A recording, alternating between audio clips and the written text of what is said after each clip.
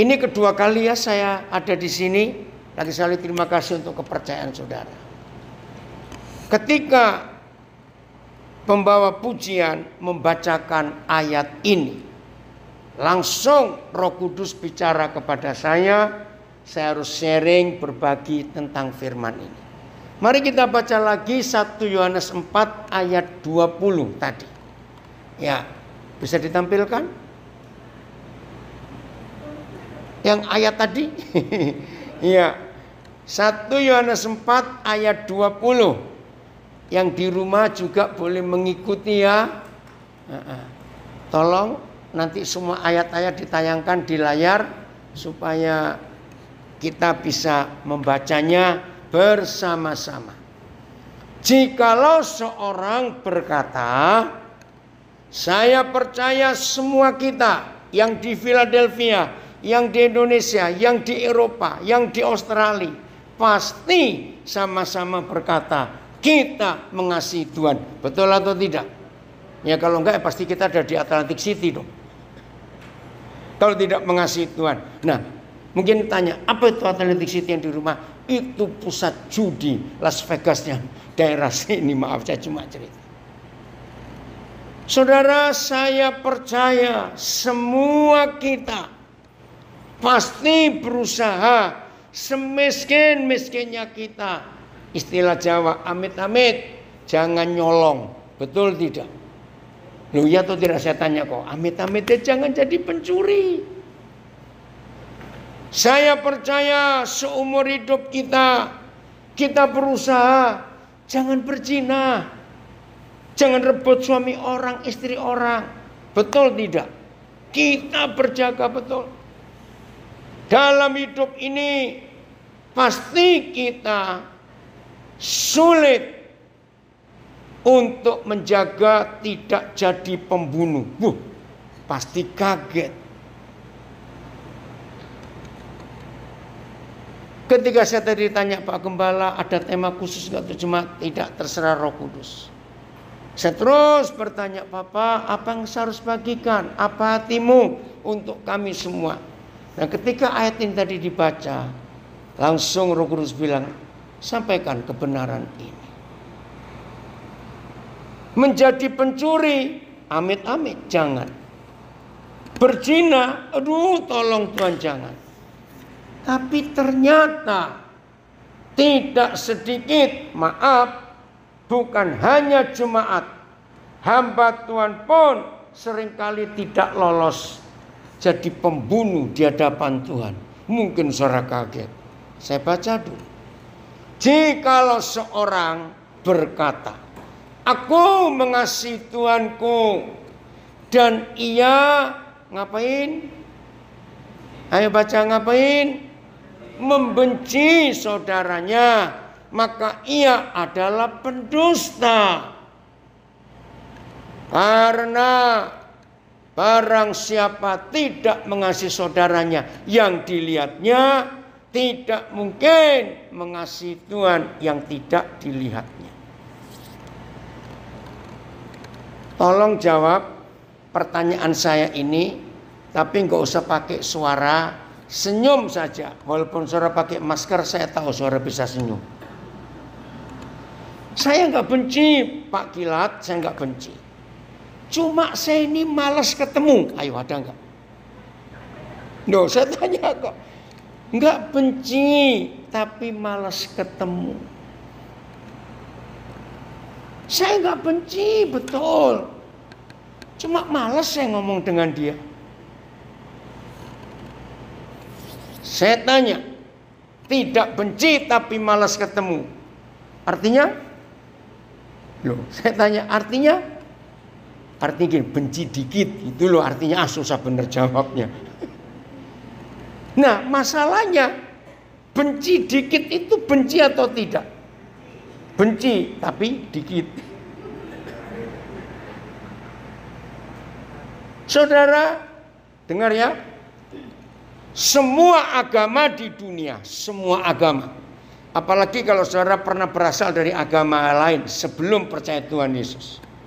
Semua agama di dunia itu pasti Tuhannya menyediakan pengampunan. Pasti. Tapi bedanya pengampunan yang Tuhan itu sediakan bagi umatnya dengan pengampunan yang Bapa di surga sediakan buat kita. Beda jauh. Tuhan di agama apa saja untuk umatnya dapat pengampunan itu ada effort, ada usaha.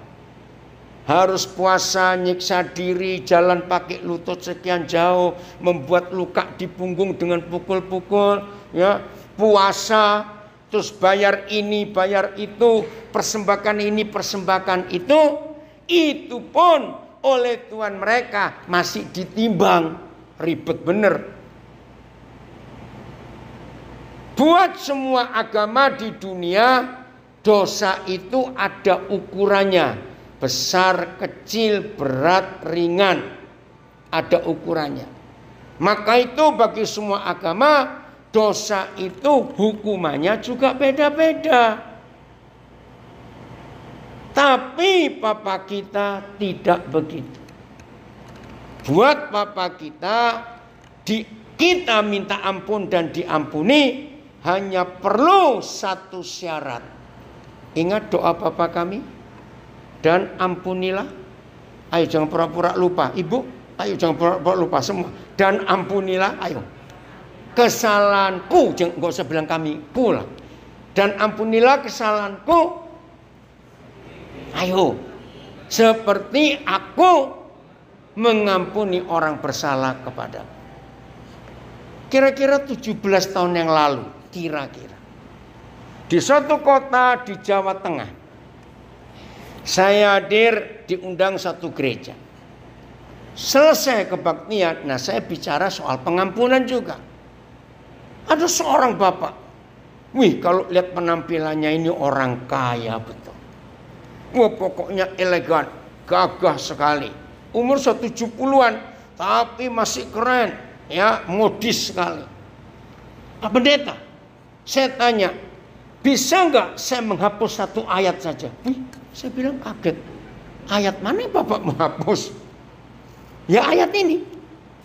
Dan ampunilah kesalahan saya seperti saya mengampuni orang bersalah kepada saya.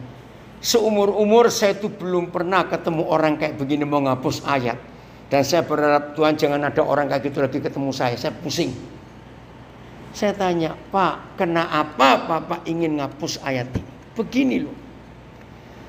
Saya ini sedang berdosa. Lalu setiap kali minta ampun kepada Tuhan terganjal dengan ayat ini. Lah saya malah pusing. Terganjal gimana? Ada satu orang saya nggak bisa ngampuni. Mungkin sampai dia mati pun saya nggak bisa ngampuni. Wih, saya bilang ini salah apa orang ini? Dia saya tolong. 3 perusahaan saya diambil oleh dia dengan cara yang licik. Saya nggak terima. Lalu saya melakukan satu dosa. Saya minta ampun. Tapi saya tahu Tuhan gak bisa ngampuni saya. Karena saya belum mengampuni bajingan itu. Waduh, saya kaget. Boleh gak ayat ini saya hapus? Kira-kira saudara jawabnya bagaimana? Dia bilang saya terganjal dengan ayat ini. Terus kalimat terakhir gini loh saudara, saya sampai kaget. Urusan saya kan dengan Tuhan. Ngapain Tuhan urusan saya dengan orang itu? Ayo. Menurut pikiran saudara masuk akal nggak pertanyaan orang ini? Buat saya masuk akal loh. Loh ya atau tidak? Ini kan urusan saya dengan Tuhan. Saya minta ampun. Tapi saya terganjal. Karena saya nggak bisa ngampuni orang ini. Saya tidak tahu kabarnya. Tapi setelah pisah. Sebelum pisah saya bilang, Pak, kiranya sebelum Tuhan panggil Bapak, bayangkan umur 70-an loh. Kan tinggal satu tarikan napas berangkat dia. Masih bisa begitu keras hati. Nggak bisa ngampun. Apa kalimat terakhir? Ya udah kalau begitu. Saya akan masuk neraka bersama dia. Wih. Itu saya rasa itu pahitnya nggak tahu pahit model apa itu. Saya bilang, Pak, saya nggak tahu kapan ketemu lagi. Karena usia Bapak sosok gini. Nah, dan saya juga belum tahu kapan saya bisa balik ke kota ini. Tapi saya minta, kalau boleh Pak, rendahkan hati. Terus pisah. Biar itu urusan saya. Ya ampun. Mudah-mudahan gak ada orang seperti itu hari ini yang saya temui.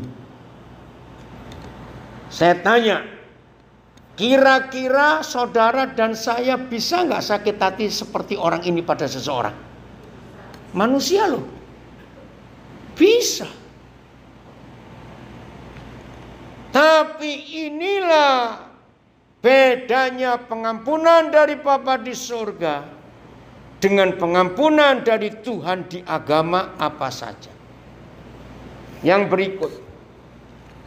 Kalau Bapa di surga melihat dosa, itu nggak perlu ditimbang, nggak perlu diukur besar, kecil, berat, ringan, tidak. Buat Bapa di surga, dosa itu dosa. Dan buat Bapa di surga, neraka itu nggak seperti kolam renang. Ada yang dangkal untuk anak-anak apinya. Ngerti maksudnya? Neraka buat Bapa kita sama dalamnya. Maka itu dianjurkan, dengar kalimat ini ya, dianjurkan kalau berbuat dosa jangan nanggung-nanggung, sekalian saja. Loh kok nggak percaya sih?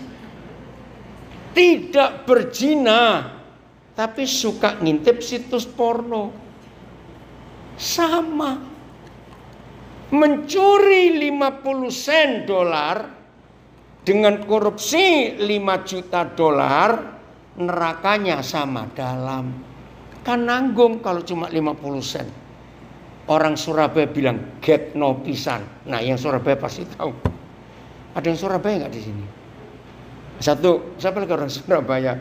Cuma satu. Saya cuma punya teman satu. Tahu kata get no pisan? Sudah sekalian aja kalau berdosa. Tolong catat kalimat ini. Jadi kalau kita tidak bisa mengasihi saudara kita yang kita lihat, maka kita pendusta kalau kita berkata aku mengasihi Tuhan yang belum pernah aku lihat. Yang kelihatan aja nggak bisa ngasihi kok. Bulan depan, Agustus tanggal 26, saya akan mensyukuri 49 tahun saya khotbah.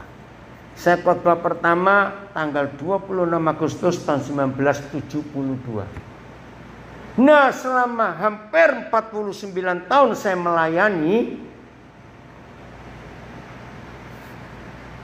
kira-kira 90% lebih dari pendeta sampai jemaat gagal dalam hal mengampuni saudara. Kira-kira betul atau salah kalimatnya? Enggak benci, cuma malas ketemu. Saya turunkan. Aku enggak benci kok. Juga aku bisa ketemu dia kok. Cuma jengkel. Saya tanya dengan jujur, jengkel itu unsurnya apa? Enggak suka. Loh, betul atau tidak? Loh, saya tanya iya atau tidak? Loh, saya tanya, siapa cok? Ya gitu loh, ngaku ah. Mau sering jengkel aja nggak mau ngaku ah. Ini umur berapa adik ini? Yang situ? Ya, ya. Umur berapa kamu? Umur berapa? Mau 12. Nah, berarti cuma satu ya yang belum menikah di sini ya. Oke, dengar pertanyaan saya. Kalau saudara setuju, jawab yang kenceng. Betul, gitu ya, nggak kenceng, awas. Ternyata di dunia ini, kalau ada dua orang yang rajin saling menjengkelkan, itu pasti suami istri. Loh, saya tanya kok, jawab. Itu dia. Lah, cuma satu. Itu yang masuk surga, yang lain nggak ngaku. Lo serius? Suruh ngaku kok. Saya sudah menikah, tahu itu. Lo serius saudara? Maka itu kalau saya ketemu anak-anak muda yang belum menikah, saya pengen mereka mendengar pertanyaan saya dari semua yang sudah menikah, supaya anak muda itu mikir kalau mau menikah. Pesta ngutang dulu bisa, betul tidak? Tunggu amplopnya nanti. Tapi memelihara pernikahan itu bukan barang mudah. Jadi ketika suami istri adalah dua orang saja di dunia ini yang paling sering saling menjengkelkan.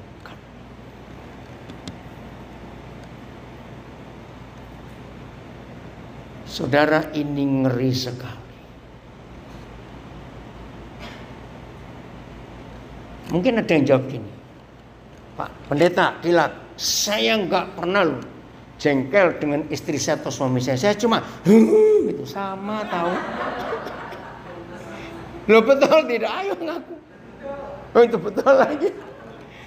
Saudara, oh Tuhan tolong kami betul-betul. Jadi kalau ada yang nggak suka khotbah ini jangan salahkan saya. Siapa milih ayat ini tadi? Ayo. Siapa, Pak Gembala atau liturgosnya? Oh Pak Gembala. Nah, salahkan Pak Gembala, bukan saya. Saya cuma neruskan saja kok. Tapi terima kasih Pak Gembala.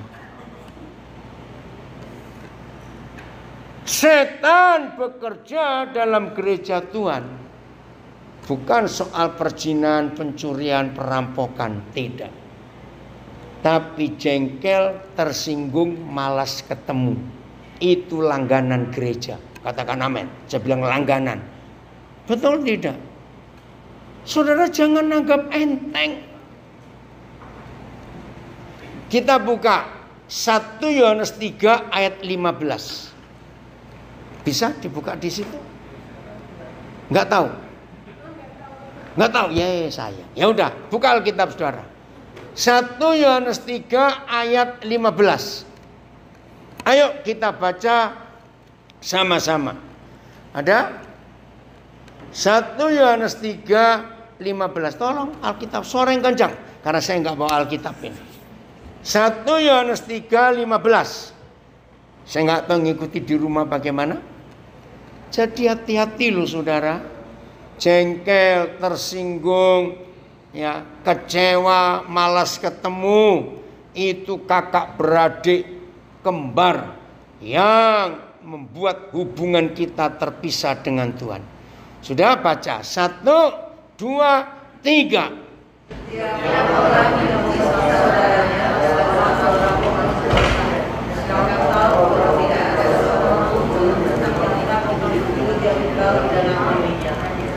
Wih, ngeri. Di semua negara di dunia, ya, negara apa saja, ada nggak undang-undang tentang pembunuhan? Saya tanya, ada nggak semua negara di dunia undang-undang negara tentang pembunuhan? Ada, tergantung masing-masing negara. Nah, di dalam semua undang-undang di negara mana saja, Indonesia, Amerika, dan mana saja, pembunuhan itu dinilai dari berencana atau tidak sengaja, rame-rame atau sendiri, ya, macam-macam. Kalau rame-rame sekian sengaja, sekian nggak sengaja, sekian beda. Tapi undang-undang kerajaan surga hanya satu pasal tentang pembunuhan. Barang siapa membenci, baca, saudaranya. Ayo, siapa yang sebelum pindah ke Indonesia bertengkar dengan tetangga gara-gara kucingnya suka berak di halaman rumahmu, dan saudara belum selesaikan lalu berangkat ke Amerika? Awas loh. Ngerti nggak? Ini contoh kecil. Nah, menurut pasal undang-undang pembunuhan bagi kerajaan surga, saya tanya, kira-kira ada yang lolos enggak dari hukum pembunuhan? Termasuk saya loh. Ngerti pertanyaan saya? Ada yang lolos enggak? Ada enggak orang enggak pernah jadi pembunuh seumur hidupnya? Loh, saya tanya cepetan. Ada enggak yang enggak pernah benci? Nah, saya cuma ngomong jangan tersinggung. Firman Tuhan atau firman mama mertua lebih gampang dihafal. Cepat jawab. Loh, ditanya kok. Ya, walaupun ada yang nggak punya mertua, coba bayangkan saja. Firman Tuhan atau firman mama mertua lebih gampang dihafal. Loh, saya tanya kok. Ayo, firman Tuhan atau firman mama mertua? Gini aja lah kalau nggak percaya. Pak Gembala, nanti coba tanya jemaat satu-satu.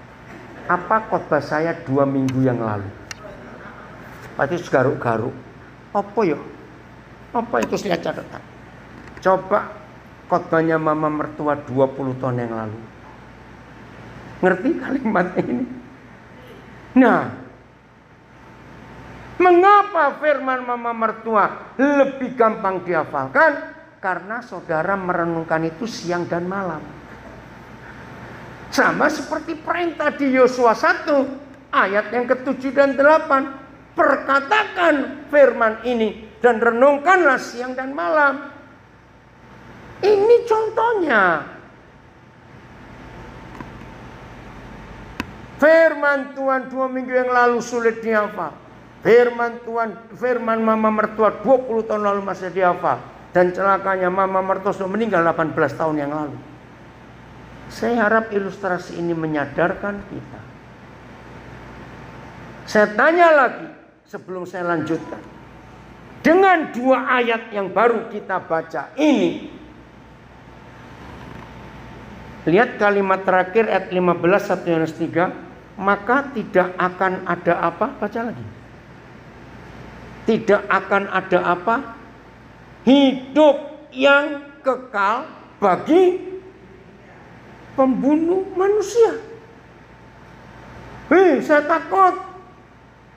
Maka itu saudara, tidak ada hal lain setelah perzinahan, mencuri. Ini yang saya harus jaga kuat. Bulan ini kami mensyukuri 29 tahun kami menikah. Bersyukur kepada Tuhan. Selama 29 tahun ini kami menjaga pernikahan kami. Ada salah paham, pertengkaran, ada, namanya manusia kok. Tapi kami menjaga. Enggak boleh ada kejengkelan dalam hidup kami berdua. Itu berbahaya sekali. Nah, saya tanya, tolong jawab. Dan kalau yang jawab, langsung jujur pada diri sendiri. Setelah kita baca 2 ayat ini, 1 Yohanes 4 ayat 20 dan 1 Yohanes 3 ayat 15, termasuk pendeta, majelis, jemaat, bakal sedikit atau banyak yang nggak masuk surga. Aduh, loh, saya tanya kok, bakal sedikit atau banyak yang nggak masuk surga? Cepetan. Nah, terus mau kemana? Mau masuk surga kok masih jadi pembunuh manusia? Maka itu hati-hati loh. Saya nggak benci, cuma jengkel. Awas. Ayo jujur suami istri. Apakah hati kita sudah bersih dari kesalahan yang dibuat oleh pasangan kita? Atau kita masih ingat-ingat?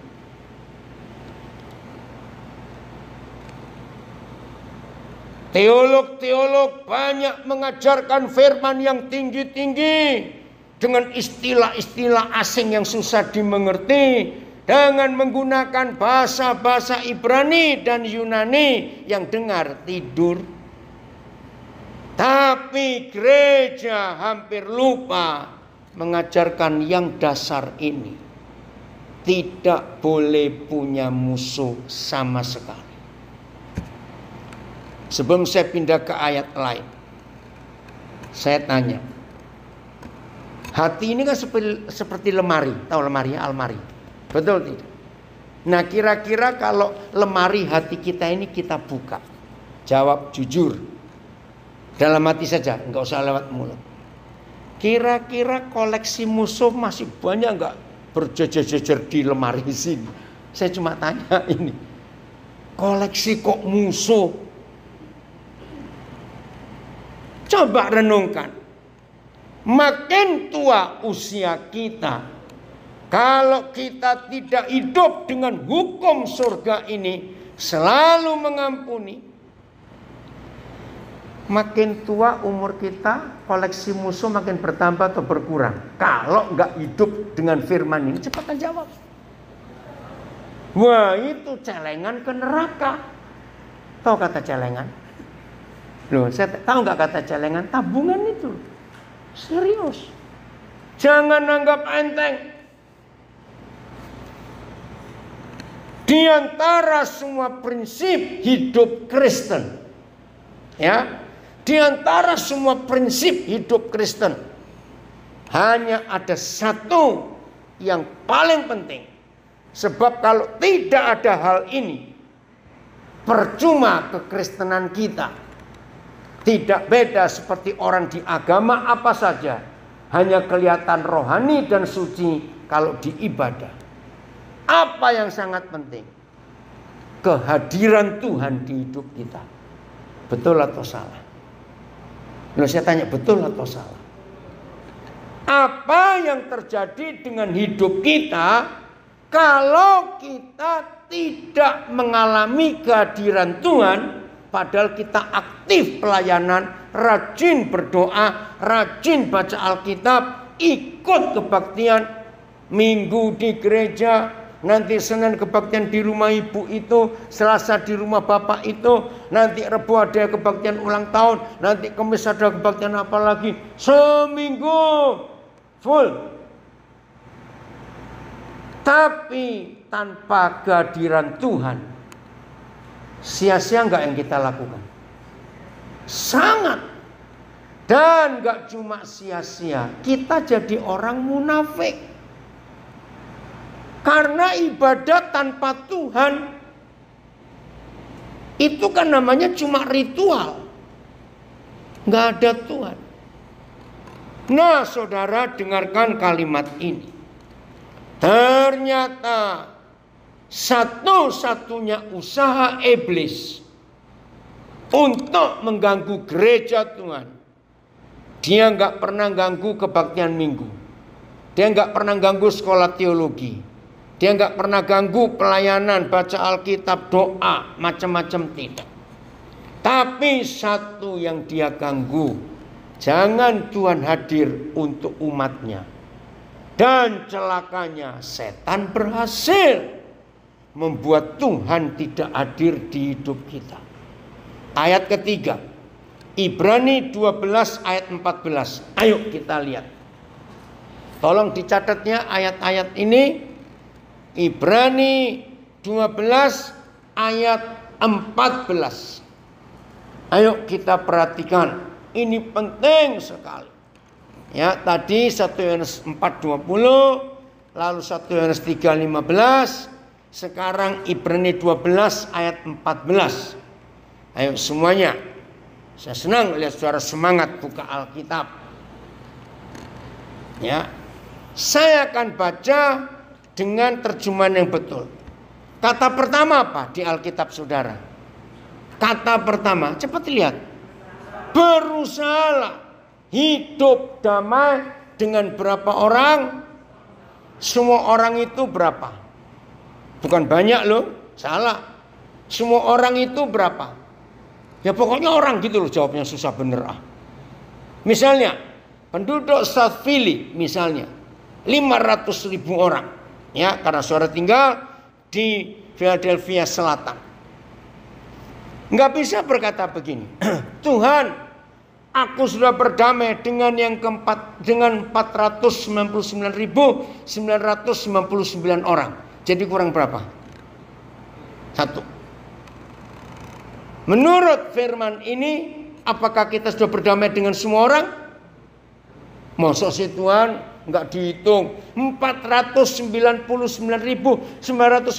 orang loh. Cuma 1 saja loh Tuhan. Masa sih? Jawabannya, sudah berdamai dengan semua orang belum? Belum. Catat itu. Dan ini terjemahan betul. Kejarlah perdamaian dengan semua orang. Sebab lihat Alkitab saudara. Sebab tanpa berdamai dengan semua orang, maka kita bagaimana? Ini penting. Ayo kalimat terakhir baca yang kuat. 1, 2, 3. Maka tidak seorang pun akan melihat Tuhan. Wih. Saya tanya, kalau tidak bisa melihat Tuhan, ketemu bisa atau tidak? Lah ayo jawab, ketemu bisa atau tidak? Tanyanya lagi. Kalau kita meninggal dan gak bisa ketemu Tuhan, berarti kita kemana? Nah ini loh masalahnya. Jadi jujurnya, minggu yang terakhir bulan ke-7, masih ada berapa? 6 bulan. Agustus, September, Oktober, November, Desember. Masih ada 5 bulan lagi tahun ini. Bisa nggak yang namanya manusia tiba-tiba meninggal? Apalagi dengan COVID ini menakutkan. Saudara, saya ini belum pernah loh. Selama saya hidup hampir umur 70 ini, dalam 3 minggu ini tiap hari ada teman yang meninggal. Tadi pagi ya, saya baru tidur, baru selesai pemakaman 3:30. Seorang hamba Tuhan dari Surabaya kena COVID, anak rohani saya.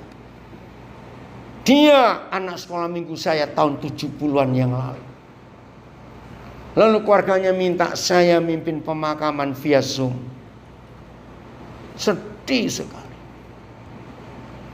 Tadi pagi duduk di sini, maka itu saya sibuk, maaf. Teman baik lagi meninggal karena COVID juga. Ngeri, belum pernah dalam hidup saya seperti 3 minggu ini tiap hari ada yang meninggal. Jumat malam, Jumat itu 2 teman baik saya meninggal. 2 hamba Tuhan. Bayangkan. Maka itu kita nggak pernah tahu kapan hari terakhir kita di dunia. Maka itu jangan sampai ada di antara kita yang tidak bisa melihat Tuhan. Hanya karena apa? Ayo, hanya karena apa kita nggak bisa lihat Tuhan? Cepat. Wah, susah banget. Cepat jawab. Hanya karena tidak berdamai dengan semua orang. Jangan anggap enteng, saudara. Ini perkara besar. Doa-doa kita nggak bisa dijawab. Bukan karena kita kurang puasa. Bukan karena kita kurang memberi persembahan. Tidak. Tuhan tidak mendengar doa kita karena ada dosa. Dan salah satu dosa adalah tidak mengampuni saudara kita. Catat ayatnya. Yesaya 59 ayat 1 dan 2. Ayo kita baca sama-sama. Ayo cepat. Yesaya 59 ayat 1 dan 2. Ayo saya minta kita baca sama-sama. Ya, cari dulu Yesaya 59 ayat 1 dan 2. Udah? 1, 2, 3. Ya, tangannya nggak terlalu pendek, terus dan pendengarannya tidak kurang tajam, sehingga ayo lanjut. Nah, yang merupakan pemisah antara kita dengan Tuhan kita adalah apa kita? Kejahatan kita. Lanjut. Ialah apa yang membuat itu? Ayo, cepat saudara. Ia menyembunyikan diri terhadap kita karena apa kita? Nah, segala dosa kita. Doa sudah selesai belum? Sudah. Catat ini. Nah, dosa terbesar sehingga Tuhan tidak bisa dengar kita dan tangannya jadi pendek karena kita masih punya musuh. Catat itu. Jadi kalau ada orang Kristen kecewa dengan Tuhan, aku sudah berdoa, aku ini paling besar kalau nyumbang gereja, misalnya ratusan ribu dolar. Kenapa anakku mati? Maaf, berarti orang itu berpikir Tuhan bisa disogok, bisa disuap. Loh, betul tidak kalau orang itu kecewa dengan Tuhan? Aku sudah memberi loh. Aku rajin doa pagi, doa puasa. Hari ini kita mendapat jawaban. Rendahkan hati dan temukan. Kejahatan apa? Kalau saudara belum tahu, dengan 3 ayat pertama tadi. 1 Yohanes 4 ayat 20, 1 Yohanes 3 15, dan Ibrani 12 14. Jujur, bongkar hati kita dengan 3 ayat itu. Jadi yang merupakan pemisah antara Bapa di surga dengan kita, apa kita? Kejahatan kita, dosa kita. Apa kejahatan dan dosa kita menurut 3 ayat pertama tadi? Ayo cepat jawab. Karena tidak mengampuni.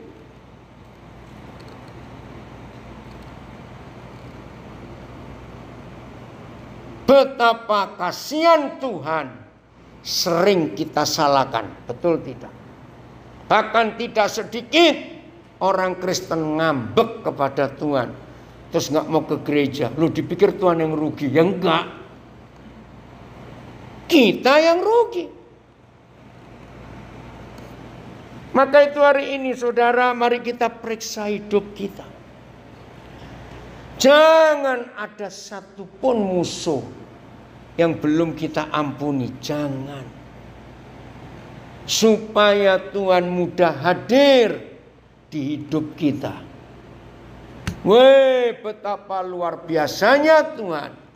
Dan luar biasa hidup kita. Kalau Papa selalu hadir di hidup kita. Betul tidak?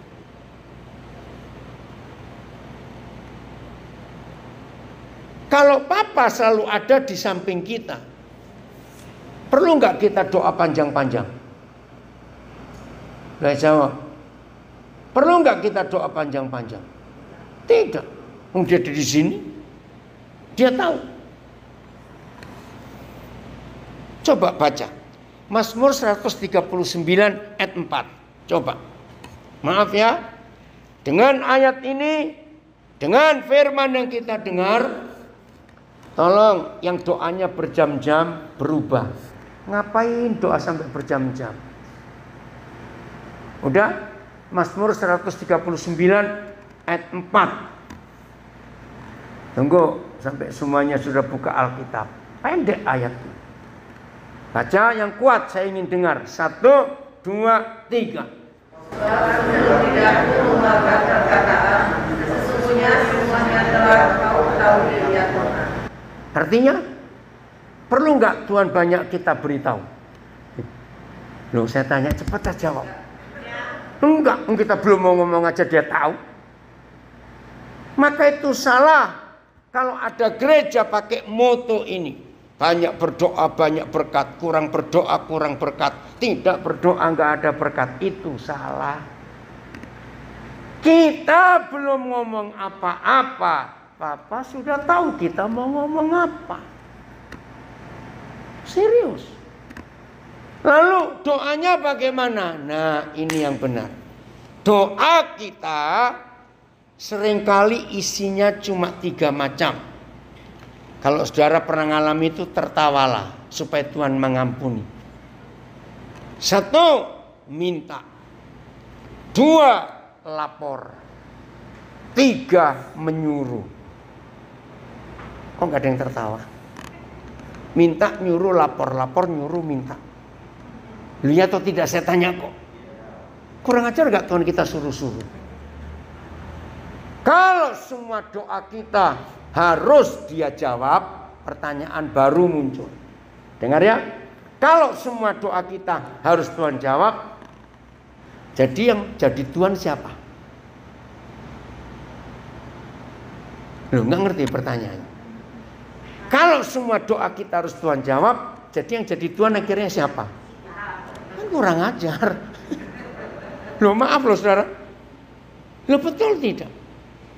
Jadi ketika kita sedang dengan Papa yang baik, karena dia hadir, kenapa dia gampang hadir di hidup kita? Karena nggak punya musuh. Nah, kalau Papa sudah hadir di hidup kita, bersatu dengan kita, perlu nggak kita minta yang panjang-panjang, doa yang panjang-panjang? Serius saya tanya ini. Oke, ada yang nggak yakin wajahnya ketawa. Saya mau tanya, kalau kita hidup nurut Tuhan, hidup bersih, nggak punya musuh, ya, hidup dekat dengan Tuhan, percaya atau tidak, nggak usah minta macam-macam, Papa pasti memberi. Lo jawab iya atau tidak? Betul? Yakin? Nah, saya balik. Jadi kalau ada orang Kristen doanya panjang-panjang dan lama, berarti orang itu bagaimana? Nggak benar, gitu aja sudah kok repot. Loh, betul tidak? Loh, kan tadi surat jawab. Kalau hidup kita benar, nurut, nggak punya musuh, bersih, pasti kita nggak doa banyak-banyak Tuhan berkati. Ya sudah. Maka itu mulai hari ini hidup doa kita harus berubah. Mazmur 73 ayat 1.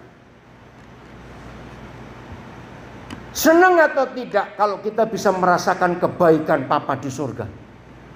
Loh, saya tanya, cepat jawablah saudara. Senang atau tidak kalau kita bisa merasakan kebaikan Papa di surga? Pasti. Justru kalau kita tidak merasa kebaikannya, Tuhan ampuni aku, Tuhan ada yang salah ini di hidup. Ternyata menurut Mazmur 73 ayat 1, tidak kepada semua hamba Tuhan dan orang Kristen Tuhan itu bisa baik. Loh, kaget juga saya pertama kali tahu ayat ini. Ayo baca sama-sama. Yang kuat. 1, 2, 3. Sesungguhnya Allah itu baik bagi mereka yang tulus hatinya, bagi mereka yang bersih hatinya. Hanya 2 syarat ini, saudara dan saya bisa merasakan kebaikan Tuhan. Bukan yang memberi persembahan banyak, bukan yang doanya sehari sekian jam, bukan yang hafal ratusan ayat Alkitab, bukan yang rajin puasa sebulan 40 hari. Loh, kok 90 hari? Itu puasa model apa? Ngerti enggak istilah ini? Terus yang 10 hari nyolong di mana? Ini cuma menunjukkan orang Kristen sombong itu. Betul? Jadi siapa yang bisa merasakan kebaikan Papa? Ini loh yang bersih hatinya dan tulus hatinya. Kembali saya katakan, kalau saudara ingat setelah kebaktian ini, ada saudara kita yang sudah 3 tahun ini marah, kecewa dengan Tuhan. Kalau saudara teman baik, coba ingatkan, 100% orang yang kecewa dengan Tuhan itu pasti karena doanya nggak dijawab.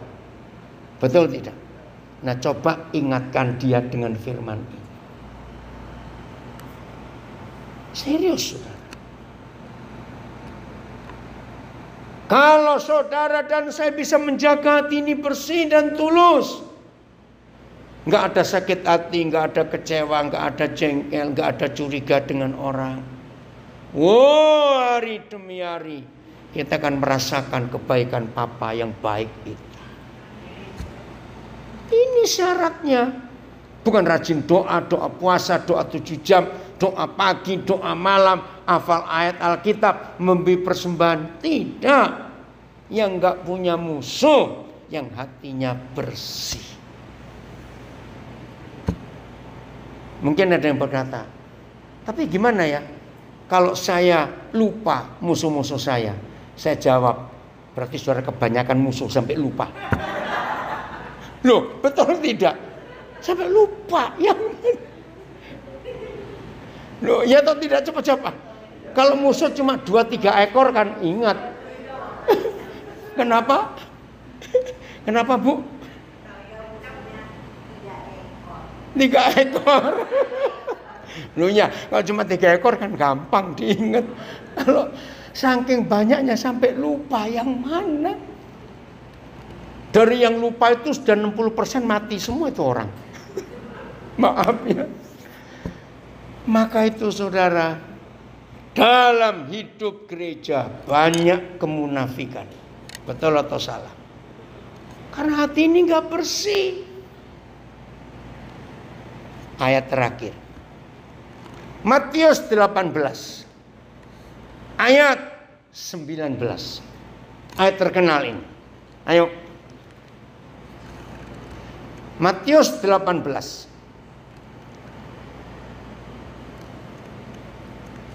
Ayat 19 dan 20 ya, 2 ayat. Baca 1, 2, 3. Dan lagi ya.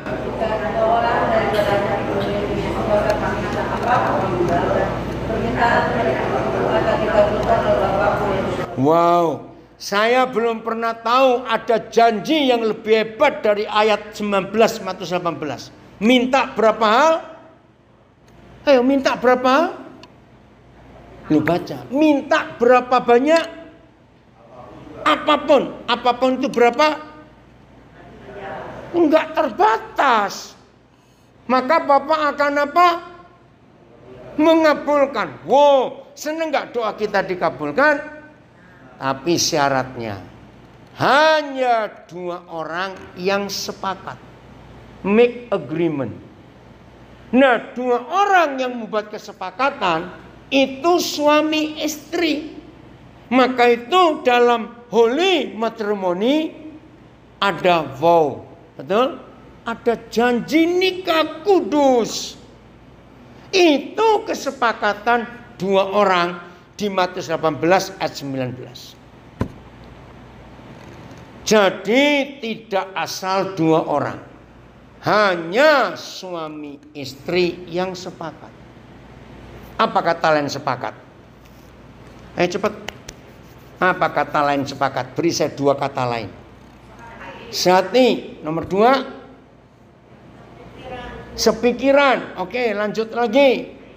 Seiman. Sepersekutuan. Betul. Jawaban yang betul. Enggak pernah jengkel. Lu kok dibilangin kok. Loh, saya tanya, begitu enggak sepakat, begitu jengkel, sepakat enggak? Oke, saya buktikan ya supaya tahu. Dengar. Suami yang lagi menjengkelkan istrinya dan istri yang lagi menjengkelkan suaminya, jawab jujur. Bisa doa bareng enggak?